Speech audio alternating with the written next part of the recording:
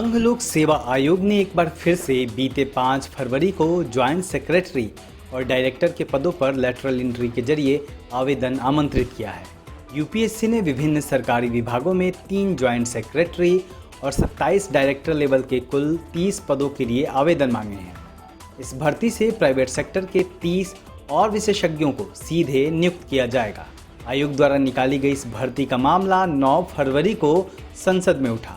Samajwadi party के राज्यसभा सांसद राम गोपाल यादव ने इस मुद्दे को संसद में उठाया और कहा कि ऐसा करने से सिविल सेवा प्रतिभागियों और आईएएस अधिकारियों में खासी नाराजगी है। उन्होंने यह भी आरोप लगाया कि ऐसी नियुक्तियों में आरक्षण व्यवस्था का भी बिल्कुल ध्यान नहीं रखा गया है। इसी लैटरल एंट्री पर बहुजनों के मुद्दों को जोर शोर से उठाने वाले आम आदमी पार्टी के नेता और दिल्ली सरकार में सामाजिक न्याय मंत्री राजेंद्र पाल गौतम ने आंदोलन का ऐलान कर दिया है।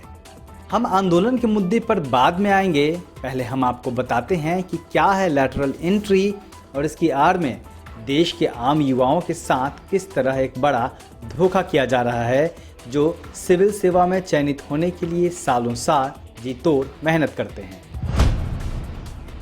संघ लोक सेवा आयोग ने जिन ज्वाइंट सेक्रेटरी और डायरेक्टर के पदों पर लेटरल एंट्री के लिए आवेदन आमंत्रित किए हैं, आमतौर पर इन पदों पर सिविल सेवा अधिकारियों को नियुक्त किया जाता है। लेकिन अब लेटरल एंट्री के आड़ में इन पदों पर प्राइवेट सेक्टर के अनुभवी और विशेषज्ञ पेशेवरों को नियुक्त किया जा सकेगा। इन पदों पर नियुक्ति के लिए कोई लिखित परीक्षा नहीं होगी और उम्मीदवारों का चयन सिर्फ इंटरव्यू के आधार पर किया जाएगा। बस भर्ती के लिए आवेदक के पास मास्टर डिग्री होनी चाहिए। यूपीएससी ये भर्ती 3 साल के कॉन्ट्रैक्ट पर निकालती है, लेकिन प्रदर्शन के आधार पर इसे 5 साल तक बढ़ाया जा सकता है। पहली बार साल 2018 में सीधी भर्ती व्यवस्था के जरिए संयुक्त सचिव रैंक के पदों के लिए आवेदन आमंत्रित किए गए थे। इसमें कुल 6077 लोगों ने आवेदन किए थे। इसके तहत पहली बार निजी क्षेत्रों के 9 विशेषज्ञों को केंद्र सरकार के विभिन्न विभागों में संयुक्त सचिव के पदों पर तैनाती के लिए चुना गया था। सीधे निजी क्षेत्र के विशेषज्ञों को चुने जाने के कारण दलित, आदिवासी और पिछड़े वर्ग को भारी नुकसान हो रहा है, क्योंकि इस तरह की नियुक्तियों में आरक्षण का कोई प्रावधान नहीं है। इस कारण आरक्षित वर्ग के युवाओं को ऐसी नियुक्तियों में आरक्षण का कोई लाभ नहीं मिल पाएगा, न ही मुसलमान युवाओं को ही मौका मिलेगा।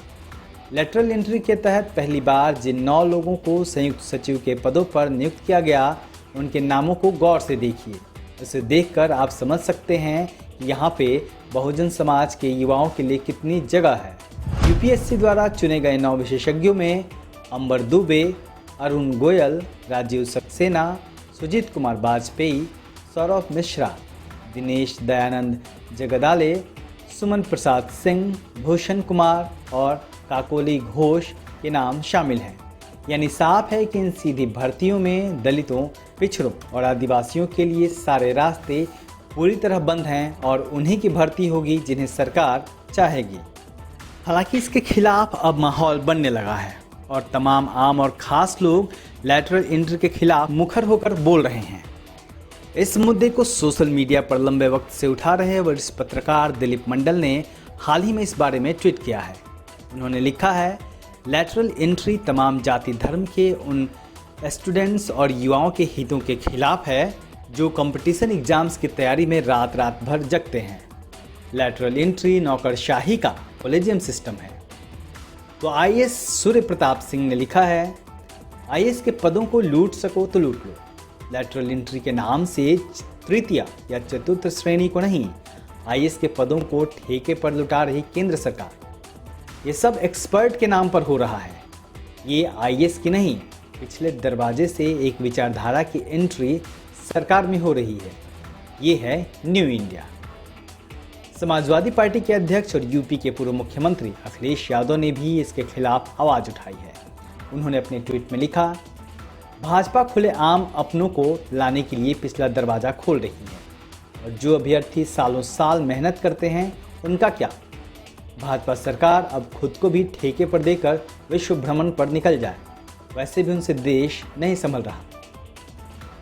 तो वहीं वंचित तबके की आवाज़ को मजबूती से उठाने वाले राजेंद्र पाल गौतम, जो कि दिल्ली सरकार में सोशल जस्टिस मिनिस्टर भी हैं, लैटरल एंट्री के खिलाफ आंदोलन का ऐलान कर दिया है।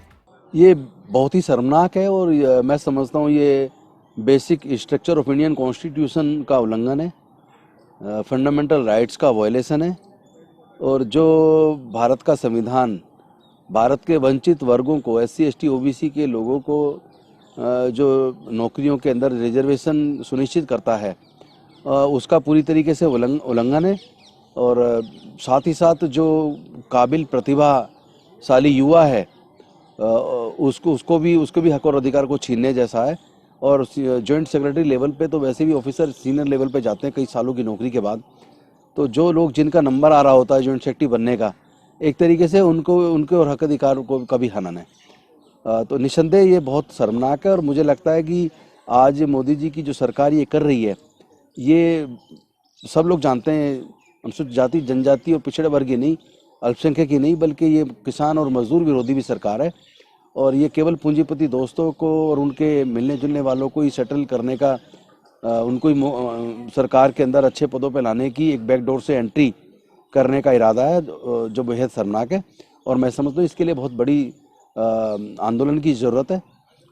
इसमें सभी को चाहिए कि जितने भी लोग हैं समाज के और संगठन हैं, ऑफिसर्स भी हैं और जो पॉलिटिशियंस हैं, वो पार्टी लाइन से हटके इस मुद्दे पर सबको एकजुट होकर इसका सशक्त तरीके से विरोध करना चाहिए और कॉन्स्टिट्यूशनल तरीके से इसका विरोध जरूरी है। और हम लोग भी 16 तारीख को इसके खिलाफ एक आंदोलन हम लोग करने जा रहे हैं और जल्दी सबको इसकी तैयारी के बारे में बताएंगे। तो सरकार का तर्क है कि उनको एक्सपर्ट्स की ज़रूरत है, टेक्नोक्रेट्स की ज़रूरत है उस लेवल पर। तो टेक्नोक्रेट्स तो आपके जो IIT करके इंजीनियरिंग करके जो आपके अलग अलग डिपार्टमेंट्स में नौकरी कर रहे हैं इंजीनियर्स, जिनकी 30-30 साल की सर्विस है, हर प्रकार का एक्सपीरियंस उन टेक्नोक्रेट्स को ले लो।